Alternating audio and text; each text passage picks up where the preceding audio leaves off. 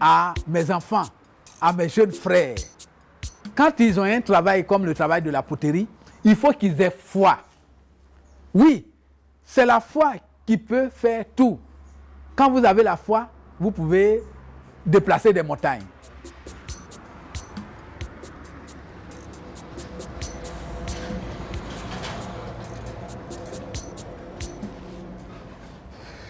Les premières grottes, c'est dans les termitières.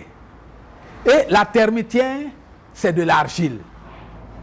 Et vous voyez, cette termitière, hein, elle est rare dans la brousse. Vous voyez ces deux toitures-là, hein, ces termitières-là contiennent de petites termites.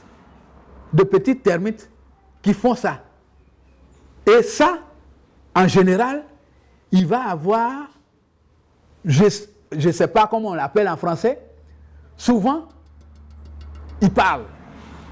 Vous arrivez en pleine forêt, dans la forêt dense, vous entendez il y a quelque chose qui pousse dedans, comme une larve. Et c'est cette larve-là qui est la mère de toutes ces termites. Et qui émet ce son-là. Comme si, et pendant qu'elle émet ce son-là, c'est qu'elle est en train de pondre. Et quand vous découvrez cela, vous allez être absolument riche. Et ça, ce sont des éléments de la nature et qui proviennent de l'argile. Parce que la termite ne peut rien faire sans l'argile. Donc tout ce que vous voyez comme termitière, c'est de la bonne argile. Parce que si cette argile, elle est acide, les termites ne l'utilisent pas pour faire une termitière.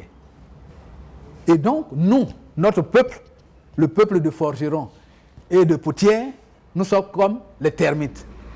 Nous partons du bas.